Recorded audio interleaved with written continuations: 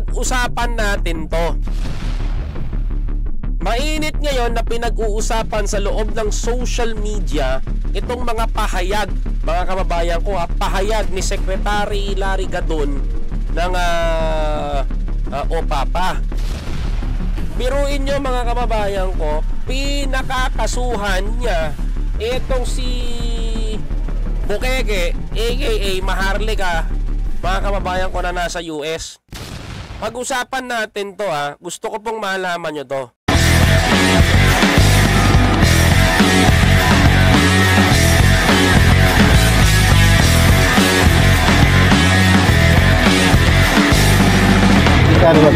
Magkano sir? Ang alin? Ang alin? Ang alin?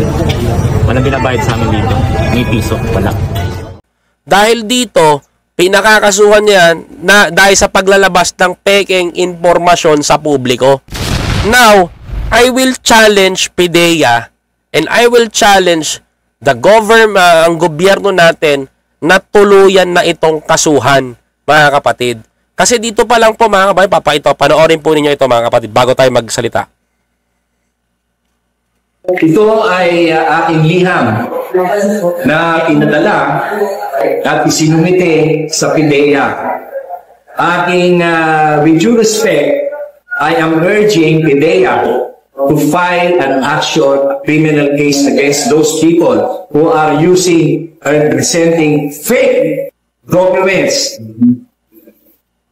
Because the integrity and credibility of PIDEA is being put at risk. Kaya ako ay nananawagan sa PIDEA, umaksyon kayo. Huwag ninyong pabayaan na sirain ng mga masasamang tao ang inyong integridad.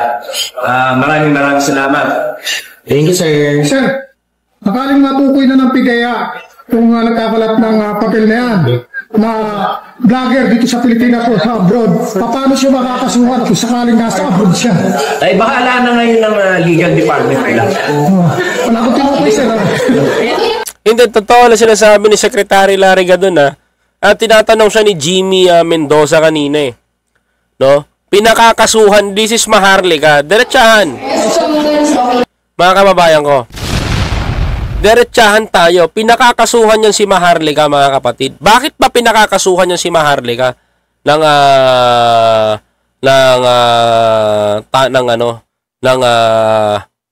ng gobyerno? Dapat kasuhan ng PIDEA. Ako, I'm pushing PIDEA also nakasuhan ito, no? Kasi ito sisirain ito ang integrity ninyo.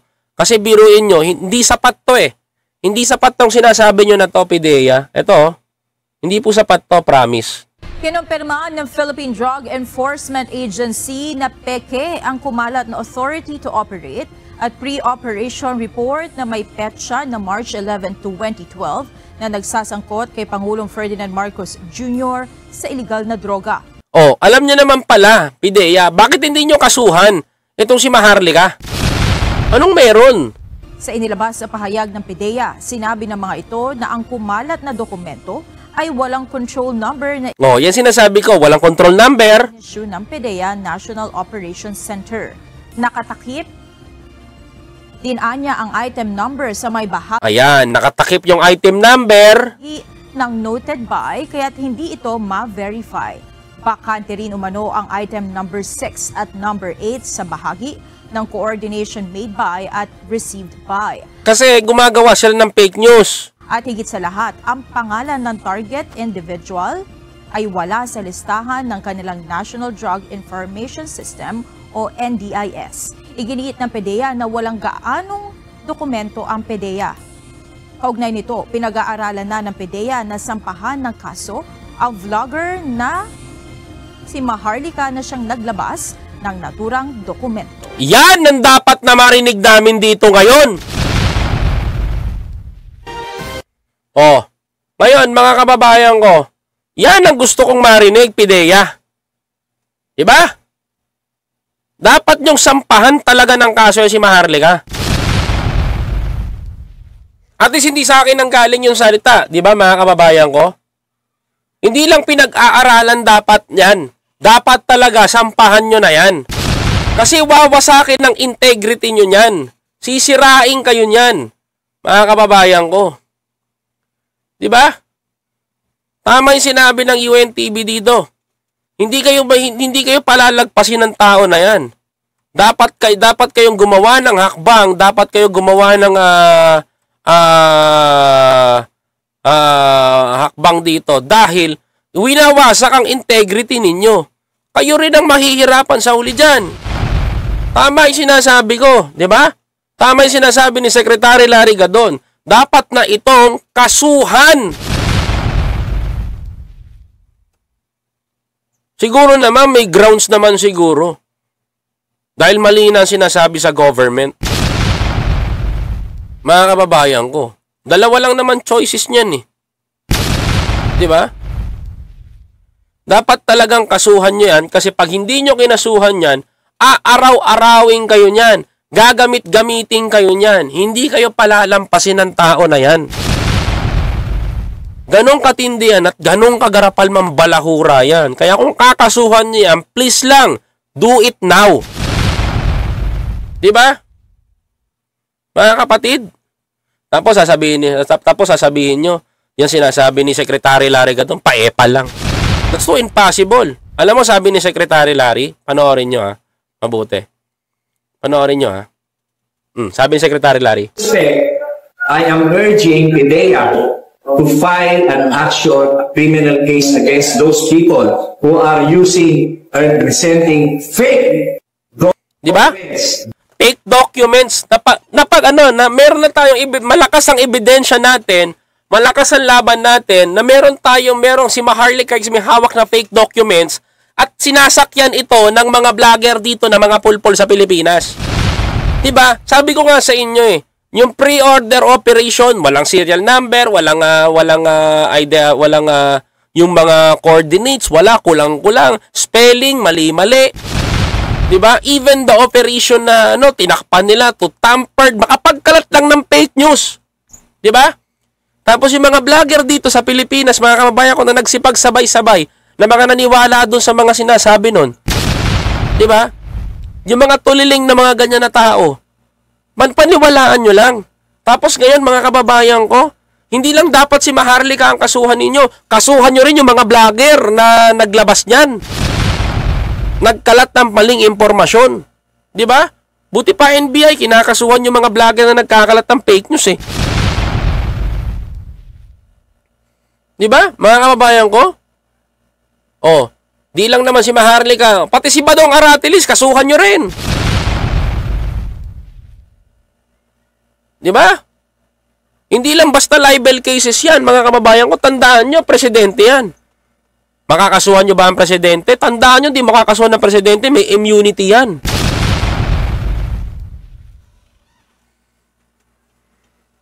Sige nga, mga kapatid, imaginein mo yan. Nakita nyo na nagkalat ng fake news si Maharlika, wala pa rin pasagot ang PIDEA. Alam nyo, PIDEA, sa totoo lang pag hindi nyo kinasuhan yung mga yan, maniwala kayo sa akin, masisira integrity nyo. Biruin nyo, binababoy kayo ng ganun sa social media. Biruin nyo, binababoy kayo nung mga tao ng mga dating presidente. Biruin nyo, sinisira ang pangalan ninyo. Pag hindi nyo tinapos yan, hindi nyo nilabanan yung ginagawang disinformation sa inyo, gagamitin lang kayo, uulit-ulitin yan ng mga yan. Diba? Until now, the pulburon video, wala pa rin. Ngayon naman, naglabas ng papel, may pa-serial number pa, dinibang na kayo, wala pa rin. Ngayon, PIDEA, ako na nagsasabi, si Secretary Larry Gadon at ang taong bayan, mga kababayan ko, kayo ang dapat kumilos dyan. Dahil pag hindi kayo kumilos dyan, PIDEA, maniwalat sa hindi kayo, masisira ang integrity ng ahensya na yan. Because the integrity and credibility of PIDEA is being put at risk. Di ba? See, even Secretary Larry Gadon, concern. Alam nyo, PIDEA, we are concerned sa inyo. No? Concerned kami sa inyo na ginagamit kayo, na ginagamit kayo ng mga taong katulad niyan. Sabi ko nga, hindi lang dapat sila Badong Aratilis ang dapat yung kasuhan dyan. Yung mga vlogger na nag-content na ng maling paratang na yan. Diba? Calling attention the PIDEA. Kasuhan nyo yan. Sabi ko nga sa inyo, pag hindi nyo nakasuhan yan, hindi nyo na-plancha yan, Diyos ko po, mga kababayan ko, ipit na ipit kayo dyan. Kaya ako ay nananawagan sa PIDEA, umaksyon kayo. Huwag ninyong pabayaan na sirain ng mga masasamang tao ang inyong integridad. Maraming salamat. Thank you, sir. Diba? Tama yung sinabi ni Seclariga doon. Wag na wag nyong hayaan sirain ang inyong integridad. Kasi unang-una, kilalang kilala kayo. Kung tutusin, ang PIDEA pa nga ang pinakamagagaling eh. Hindi naman,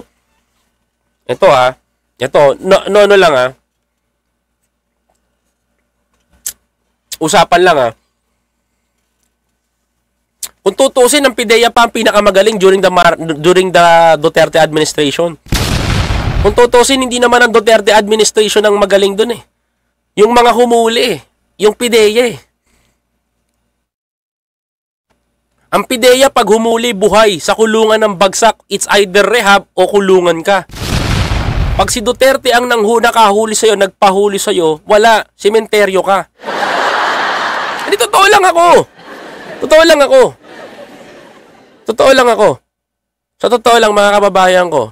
Totoo siya sabi ko, pag ang PIDEA humuli sa'yo, it's either buhay ka, or it's kulong ka lang, o direct kung baliw-baliw ka, mental ka. Ipagagamot ka pa. Pero kung Duterte nakahuli sa'yo, sementeryo ka na. Kikita morgue sa'yo. Good evening, One Talk PH bro, kapatid, kamusta? Totoo lang sinasabi ko. Kasi, sa lahat ng mga process na pinapakita nila, iba pa rin yung nagtrabaho ang PIDEA. Diba? Ngayon, mga kababayan ko, matindi. Diba? Hindi lang naman tokhang ang ginawa nila eh. Meron pang ang itokhang, mga kababayan ko. Itokhang. Yung red tagging, parang nagtotokhang na rin yung mga yan.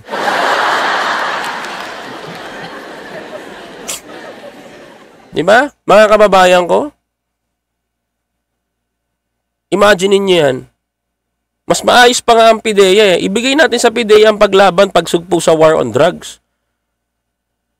Tapos sasabihin nyo, ngayon sisirain yung integrity ng PIDEA because of the fake paper, fake news, peddler. Diba? Mapanirang puri. Alam mo, tinitignan ko na lang eh. Sa ngayon, mga kababayan ko, inaasahan ko na lang na ano kaya mangyayari kay Maharlika for the past few days. Ito, diba? Dapat lang kasuhan talaga yan. Balingbing yan si mga kasira sa dignidad ng tao. Namimihasa sila sa ganyang gawain. Dapat ma-actionan talaga yan na ilabas ang totoo. Totoo lang, dapat talagang kasuhan si Maharlika. Kaso nga lang, mga kababayan ko, defamation na naman yan. Another na naman yan. Patong-patong na naman sa US yan. Ang problema doon, mga kababayan ko, mas maganda makasuhan talaga si Maharlika ng criminal cases.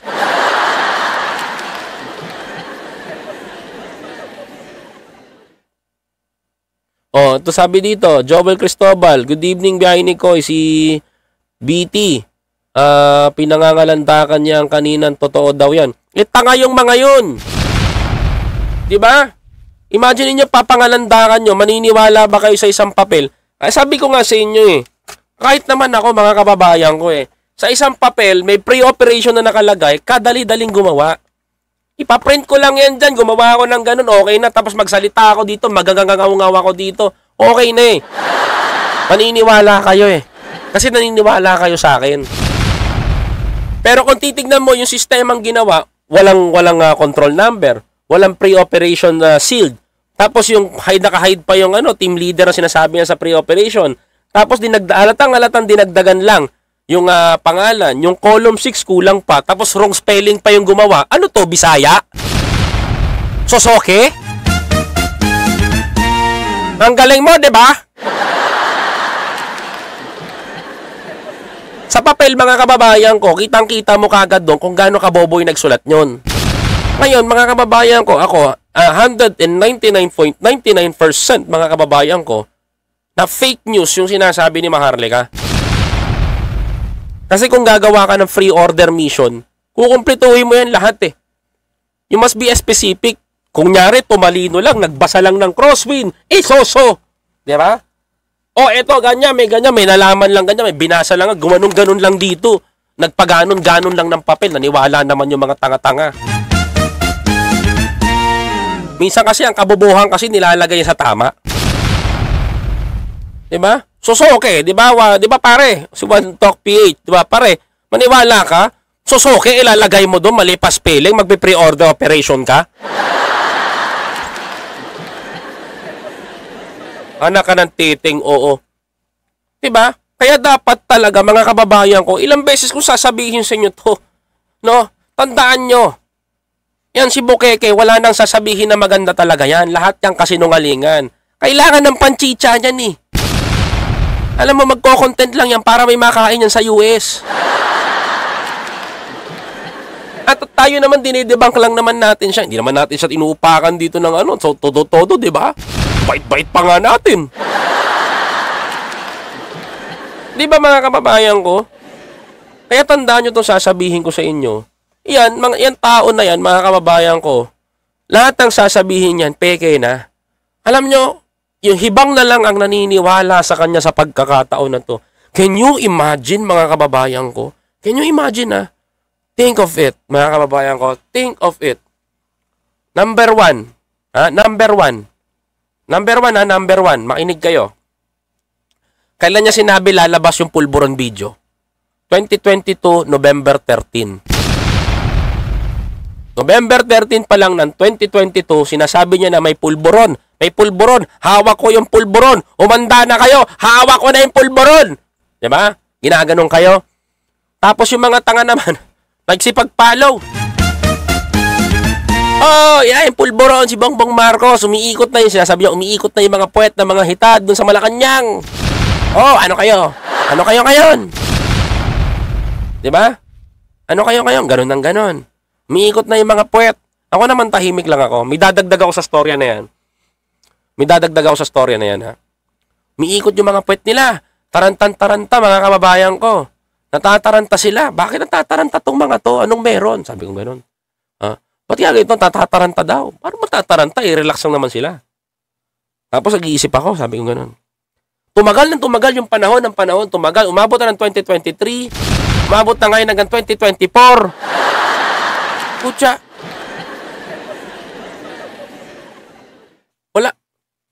Wala pa rin. Wala pa rin yung pulburon.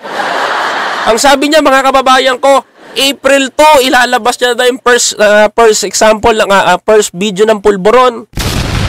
Tapos sinabi niya sa mga subscriber niya, sa June naman ulit. Ano masasabi ninyo? Di ba? Inuunggoy kayo, di ba? Yung mga utu-utu naman, nagpapaunggoy. Kung tuwa kayong inuunggoy kayo. Di ba? Tuwan-tuwa kayo eh. Bilib na bilib kayo. Galing na galing kayo pag inuunggoy kayo. Diba? Hindi nyo tularan pag pinanood nyo si One Talk PH. Diretsahan ang sagot niyan. Di ba nakita nyo yung mga ibang tropa natin dito, si Direct Perdi, diretsahan din ang sagot niyan. Diba? Unlike doon sa mga Bukeke. Hindi mo alam saan susuot yung questionnaire eh. Kasi kahit anong gilid mo, kahit anong suot mo, sablay pa rin eh. Diba? Kaya payo ko talaga to. Ako sa PIDEA, kasuhan nyo na to. Kasuhan nyo na to. Hindi na makakatagal ang taong bayan dito. Even ako, nasusuka ako sa ginagawa niya for the Marcoses. Alam nyo, kahit na anong gawin yung pagpaparatang, pagpapakita ng video, na gumawa pa kayo ng pulburong video, magpadirect pa kayo dyan kay diba? Pagpagawa pa kayo ng maglabas pa kayo, tandaan nyo, hindi nyo pa rin mapapatalsik si Marcos eh. Na mga kababayan ko, the only way na magawa nyong mapatalsik si PBBM, Kongreso lang ang paraan ninyo. Ang tanong, sasama ba si Martin sa inyo? Yung April 2 bro, clickbait. Napanood mo sa mga barat eh. Yeah, clickbait. Pati yung tatlong bugok na yun, sinungaling yun. Huwag kayo maniwala doon, mga walang bayag yun. Natawa nga ako doon eh. Pinanatan si Coach Jarrett, nakalimutan niya si Oli, coach din ang pangalan. Sobrang laki ng katawan, lumiit yung utak. Sinabihan niya si Jarrett, maging coach ka, may tinapos ka ba? Napaisip siya bigla eh. Si Oli, coach din ang pangalan. Napaisip siyang ganun. Ay, nga pala yung kasama ko, may coach din, no? Biglang segue. Instructor naman na yun eh. Instructor, puta. Sabi ko sa isip-isip ko, si Raul ba to? Kailan pa naging 4-year course o 8 years course ang pagiging gym instructor? O, doon pa lang eh. Alam nyo nang walang laman yung utak nun. Panonorin nyo pa ba? Hindi na. Mga kababayan ko, nakakatamad na. Diba? O, parang maharli ka lang din yan. Pag may issue, may chismis, active ang Pilipino. O, pero alam nyo ba, mga kababayan ko, eto, hindi nyo alam. O, hindi nyo alam to. O, active kayo sa chismis, active kayo sa chismisan, active kayo sa kasuhan. Pero alam nyo ba, yung PhilHealth, mga kababayan ko, almost 30% sinasagutan ng gobyerno ngayon. For example, mga kababayan ko, for example, nag-bill ka ng 50,000. O, 20,000 na lang ang babayaran mo. Alam nyo ba yon? Because of President Bongbong Marcos, hindi rin nagawa ng Duterte administration yan. Hindi nabalita sa ibang TV yan. Hindi rin binabalita ni Maharlika yan. Ang alam nyo lang, paninira sa gobyerno. O, sino dito hindi nakakaalam nun? Diba? Think of it. Marami kayong nakakaligtaan na ginagawang maganda ng Marcos administration ngayon. Kasi tayo lahat dito nakapokus sa kaso. Diba? Nakapokus sa ganito, nakapokus sa chismisan. Pero kung may time kayo, bubulat-latin nyo lahat yung libro ng ating gobyerno ngayon. Napakaraming magagandang nagagawa. Hindi lang yung mga kaso. Diba? Pero, if you have a time, mga kababayan ko, wag puro kaso intindihin natin. Minsan, tignan din natin lahat. Okay? Mga kapatid, dapat lang talagang kasuhan yung mga DBS vlogger na yan eh. O kasi kakasuhan ko talaga eh. Ura-urada eh. Kaya tayo mga kababayan ko, makinig kayo. No? Pag ito, isa na lang sasabihin ko. Pag ito, hindi kinasuhan ng PIDEA, tinalikuran ng PIDEA yan, at hindi kinasuhan sa US yan, mga kababayan ko, isa lang ang nakikita ko. Mawawalan kayo ng integrity. Trust me. Believe at me. Mawawalan kayo ng integrity dyan, PIDEA. Ayoko dumating ang panahon na mawawalan ng tiwala sa inyo ang Pilipino. Sa laban ng war on drugs ng Duterte administration, kayo ang mga magagaling, hindi ang Duterte. Tandaan nyo yan. Mark my words, yung sinasabi ko. Sa laban ng yung mga nagtaon nagsasabi na Duterte magaling sa war on drugs, X yun. Ang totoong gumagalaw dyan, hindi si Duterte. Yung mga PIDEA. Kaya tatandaan ninyo. Kaya hindi ako naniniwala sa war on drugs si Duterte. War on drugs si Duterte, dami namatay na inosente. Diba? Kaya mag-isip-isip kayo bago kayo gumalaw-galaw. Ha, mga kababayan ko? Kaya think before you click. Think before you act. Mag-isip muna kayo bago kayo maniwala din. At tignan nyo muna yung tao nagsasabi kung reliable ba talaga. Huwag tayo maging, alam nyo na,